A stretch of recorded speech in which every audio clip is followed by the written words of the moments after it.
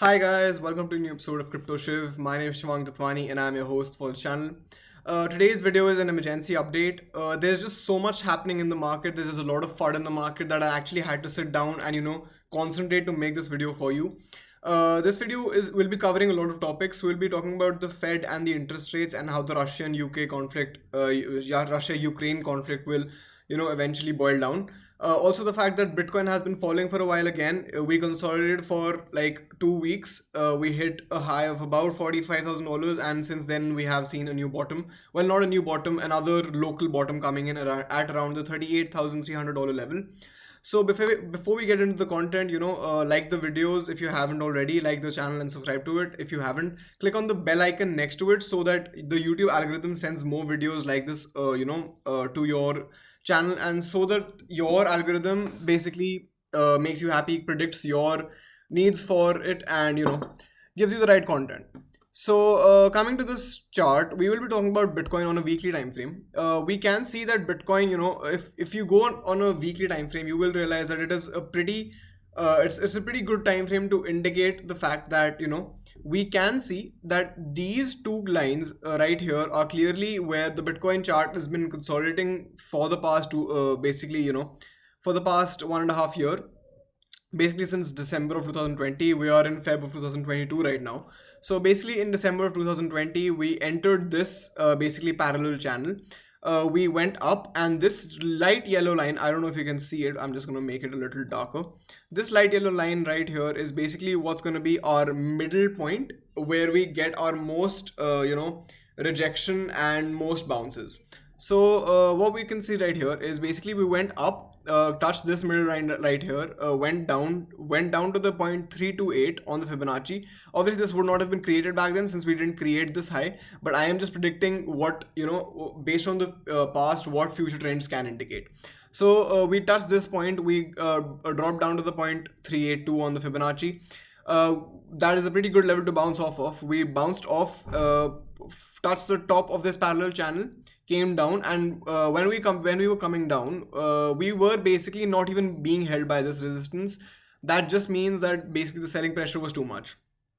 If you want to see something else, that is basically what happened a year later, in 29th of November in 2021, where this a similar thing happened. We fell down to the bottom of this parallel channel, went up again, and when we were on our way down, we did not see a stoppage in the middle. That just basically means that this value has been acting like a good resistance and not a great support. But also the fact that this line right here, the bottom of the parallel channel, has been acting like good support, because we have taken two bounces already, and we might be taking a third one, which will be coming at around the $36,500 level, which is the 0.5 on the Fibonacci for the weekly, and also this bottom for the parallel channel. So these both points kind of coincide right here, and I think this will be the bottom for Bitcoin. So coming to the next point, there's a lot of FUD in the market that the Ukraine Russia conflict has gotten out of hand, and it has pretty much blown out of proportion. But war is not good for the market, and war is only good for basically 2 or 3 businesses in the whole world. Basically, when there is a war, the stock prices and the whole market crashes, which is usually good for gold, as gold is used as a bet against inflation and bet against dropping prices. So gold prices rise, since gold is considered an age-old asset. But also the fact that oil and gas prices will be rising when there is a war. So if you invest in the stock market, or in the equity markets, this might be the right time to buy some oil and gas company shares. Also the fact that the Fed meetings have been happening, and the Fed meetings concern you as normal people as well, in the sense that hold on. So basically the Fed can impact your investment returns. How does this really work though? So cheap borrowing rates often bode well for investments, because they incentivize risk taken among investors trying to compensate for the lackluster returns from bonds, fixed income, and CDs. So basically, cheaper interest rates will make people want to take loans, since it's a cheap rate. So they take loans on cheap rates, and this will help the government, since they are getting an interest on the loans. On the other hand, markets have been known to choke on the prospect of higher rates. Part of that is designed by is essentially by design. The US central bank zaps liquidity from the market when it raises rates, leading to volatility as investors reshuffle their portfolios. So basically, the Fed meetings, if they do raise the interest rates, they raise the lending interest rates, people will not want to, take loans from them. They will not want to make such decisions that they may not be able to fulfill in the future. They do not want to take such credit. That is what leads to people, you know, getting in that shaky mindset where they all try to, or unknowingly become bears and start selling their volatile assets, which leads to crypto being the most volatile asset, dumping down a lot. So the Fed meetings are not really good for the crypto space. That's been proven now. Also, the fact that when rates rise, market participants often become concerned that the Fed could get too aggressive, just like I said, slowing down growth too much and perhaps tipping the economy into a recession. That's at least evident by the bumpy start we got to 2022, with the S&P 500 down nearly 8.5% since its January high, and its near correction territory.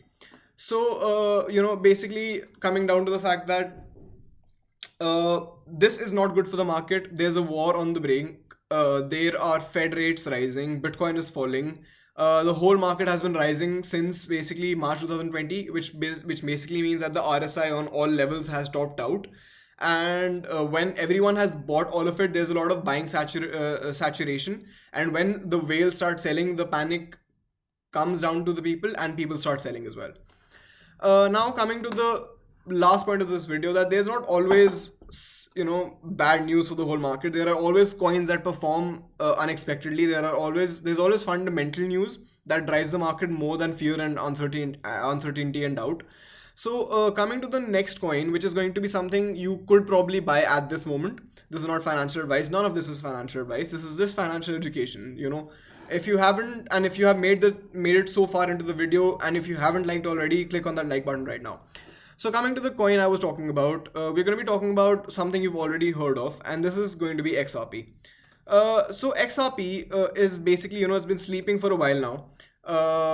We were in basically a massive correction since the time of November 2021, basically when Bitcoin hit its local high or whatever, all-time high. And since then we have been falling down, and we are at a 59% retracement right now. So 59% retracement is a lot, and this was spread out over a good 4 months. And now we can see that the daily EMAs are trying to go back again. Now what would happen if a daily EMA actually flips? You can see that this happened right here in August of 2021, right here. The indication that this is about to start is the fact that just like this, we are seeing the flip happening, and we have multiple daily closes happening over the EMA ribbon. Now, whenever this happens, whenever the flip happens, we see an exponential rise of about, well, in this case, it was 90%. It's not always 90%. We saw a 90% rise in this case. We saw about 30% rise in this case. And, even if we get to an average 50% rise from the point of recording, which at $0.97 or $0.8, we should get to about what, 1.2, 50%. Yeah, 50% would get us to 1.18, 53%. So an average rise of about 50% at an EMA daily flip is about, going to happen pretty soon. The price rise follows when the flip happens. So this is something I am going to be looking out for. The SEC Ripple case has been developing for a while now, and there are many players, or many factors coming in. Institutional investment, people from foreign investments, the whole Middle East and North Africa region is supporting Ripple Labs, because Ripple Labs got XRP approved as an international payment token in the MENA region. MENA is basically Middle East and North Africa. So if you did not know all of this stuff, and if you like the content, click on the subscribe button. And that was basically it for today.